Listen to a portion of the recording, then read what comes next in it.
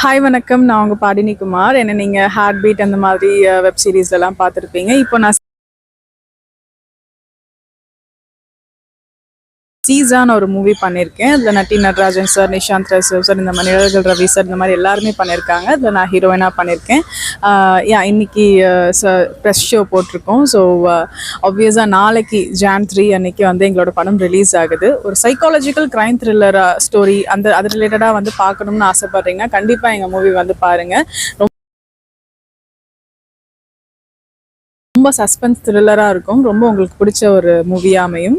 அதை நான் ஆசைப்பட்றேன். கண்டிப்பாக நீங்கள் எல்லாருமே வந்து உங்களோட ஆதரவை தெரிவிக்கணும்னு நான் நம்புகிறேன். தேங்க்யூ. நீங்கள் ஏற்கனவே படம் பண்ணியிருக்கேன்னு சொல்லுங்கள். இதில் வந்து ஒரு காலேஜ் கேலாம் வந்து ஒரு ஹவுஸ் ஒய்ஃபாக எப்படி பண்ண வச்சுக்கிட்டீங்க? இல்லை, இது ஒத்துக்கிட்டீங்கன்னு இல்லை, எல்லா கேரக்டர்ஸுமே பண்ணி பார்க்கணும்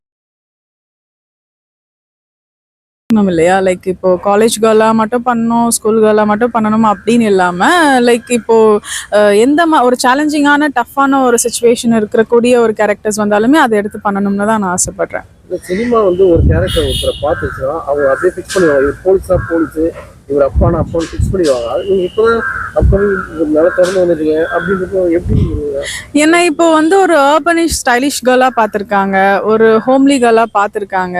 ஆப்வியஸாக நிறைய லைக் நல்ல பயங்கரமாக தண்ணி அடிக்கிற அந்த மாதிரி சீக்வன்ஸ் எல்லாம் பண்ணியிருக்கேன். ஸோ அப்படி பண்ண ஒரு பொண்ணு ஹோம்லி கேர்ளாக இன்னும் பார்க்கல. நிறைய பேர் நீங்கள் இன்னும் ஹோம்லி கேர்ளாக பண்ணக்கூடிய ஒரு வாய்ப்பு வந்தால் பண்ணுவீங்களா, உங்களுக்கு அந்த முகபாவனை இருக்கான்லாம் என்கிட்ட கேட்டிருக்காங்க. அப்போ நான் யோசிப்பேன், ஏங்க நான் பண்ணியிருக்கேன். ஆப்வியஸாக இப்போ சீசா மூவி பார்த்தா அந்த மாதிரி தான் ஒரு ஹோம்லியான ஒரு ஹவுஸ் ஒய்ஃபான ஒரு கேரக்டராக பண்ணியிருக்கேன். ஸோ அந்த மாதிரியும் என்னால் பண்ண முடியும்னு காமிக்க. இப்போ இதுக்கு மேலே நான் சூஸ் பண்ணுற நெக்ஸ்ட் மூவிஸ் எல்லாமே கொஞ்சம் டிஃப்ரெண்ட்டான ஜானர்ஸாக சூஸ் பண்ணுவேன். அவ்வளோதான். 2024 எப்படி போச்சு? ரோலர் கோஸ்டராக போச்சு. எனக்கு நிறைய அடிகளையும் தந்த இயர். அதுதான் நிறைய சக்ஸஸை தந்த ஒரு நெக்ஸ்ட் மைல் ஸ்டோன் அப்படி அந்த மாதிரி ஒரு விஷயத்தை தந்த இயரும் அதுதான். ஸோ ஆப்வியஸாக 2024 பண்ண விஷயம் எல்லாத்துக்குமே 2025 வந்துட்டு எனக்கு நல்ல பலன் கிடைக்கும்னு நான் நம்புறேன். ஆமாம், அதை விட்டு இதை கேட்ச் பண்ணிடணும். இன்னும் நிறைய பண்ணணும். நிறைய முயற்சி போயிட்டு இருக்குங்க. ஆப்வியஸா நீங்க எனக்கு கிடைக்கிற ஒவ்வொரு சின்ன சின்ன ஆப்பர்ச்சுனிட்டியுமே வந்துட்டு நான் ஒரு பெரிய விஷயமா தான் பார்ப்பேன். அது எதையுமே நான் விட்டுறணும், அவ்வளோ சின்ன ப்ராஜெக்ட் தானே அப்படியெல்லாம் நான் எதுவுமே நினைக்க மாட்டேன். எந்த ஒரு ப்ராஜெக்டாக இருந்தாலுமே எனக்கு மனசார ஒரு 200% ஒரு இதை கொடுத்து தான் பண்ணுவேன். ஸோ அதுவே போதுங்க. என்னோட ஒரு உழைப்பை வந்து நான் கரெக்டான இடத்துல கொண்டு போய் ரீச் பண்ணாலே போதும். அது ஆப்வியஸா நிறைய மக்களுக்கு பிடிக்க ஆரம்பிச்சிடும் நான் நம்புறேன். நீங்க ஆல்ரெடி படம் பண்ணியிருக்கேன், உங்களோட இதெல்லாம் பர்ஃபார்மன்ஸ்லாம் பக்காவா இருக்கு. அவரு ஒரு நியூவா பண்ற மாதிரி தெரியுது. அவரு கூட நீங்க பண்ணும்போது நிஷாந்த் ரசு வந்து ஆல்ரெடி பருந்தாகது ஊர்க்குருவி, பன்றிக்கு நன்றி சொல்லி அந்த மாதிரி படங்கள்லாம் பண்ணியிருக்காங்க. ஆண்டனின்னு ஒரு மூவி கூட பண்ணியிருக்காங்க. ஸோ ஆல்ரெடி 3 மூவி பண்ணியிருக்காங்க அவங்க. அதனால என்னை விட மூவிஸ் வைஸ் அவர் தான் கொஞ்சம் சீனியர். பட் நான் வெப் சீரிஸ் அந்த மாதிரிலாம் பண்ணியிருக்கேன். அப்படியா? தெரியலைங்க. ரொம்ப நன்றி. பட் என்னை பொறுத்த வரைக்கும் 2 பேரும் ஈக்குவலாக இருக்க மாதிரி தான் எனக்கு தோணுது. இப்போ next heart beat season 2 start ஆயிருக்குங்க. அதோட ஷூட்டிங் ஆன் ப்ராசஸ். அதுக்கப்புறம் திருவள்ளுவரோட பயோகிராஃபி அப்படின்னு சொல்லி திருக்குறள்னு ஒரு மூவி பண்ணிட்டு இருக்கேன். அது இளையராஜா சார் கூட சாங் போட்டிருக்காங்க. அந்த மூவி ஒன்று பண்ணிட்டு இருக்கேன். அது இல்லாமல் இன்னொரு மூவி ஒன்று பண்ணிட்டு இருக்கேன். இது இல்லாமல் நான் நெக்ஸ்ட் ப்ராஜெக்ட்ஸ் அப்கமிங்காக இந்த மூவிஸ் எல்லாம் முடிய போகிற ஸ்டேஜ் இருக்கு.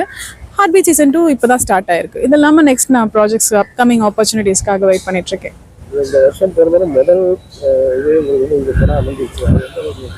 ரொம்பவே சந்தோஷமா யாருக்குங்க ஒரு கலைஞனுக்கும் சரி, ஒரு சினிமா லவருக்கும் சரி, அவங்களோட படம் ரிலீஸ் ஆகுதுன்னும் போது குழந்தையே பெத்தெடுக்கிற மாதிரி ஒரு சந்தோஷம் தானேங்க. அந்த அளவுக்கு சந்தோஷம் தான் எனக்கு இருக்கு. மக்கள் கிட்ட இருந்து அந்த எந்த மாதிரி ரெஸ்பான்ஸ் வருதுன்றத வச்சுதான் எனக்கு இன்னும் பயங்கரமா ஆர்வமா இருக்கு. சிவகார்த்திகே சொல்லியிருக்காரு, என் படம் ஃபெஸ்டிங் வருமா அப்படின்னா அப்புறம் அந்த மாதிரி ஒரு மூமெண்ட் வரும்போது அவரு ஒரு ஹாப்பியாக இருந்தார். அந்த மூமெண்ட் உங்களுக்கு இப்போ கிடைச்சது. ஆமாங்க, எனக்கெல்லாம் வந்து நான் போயிட்டு எத்தனையோ 100கணக்கான ஆடிஷன்ஸ் அட்டன் பண்ணியிருக்கேங்க. எல்லா ஆடிஷன்லையும் ரிஜெக்ட் தான் பண்ணியிருக்காங்க.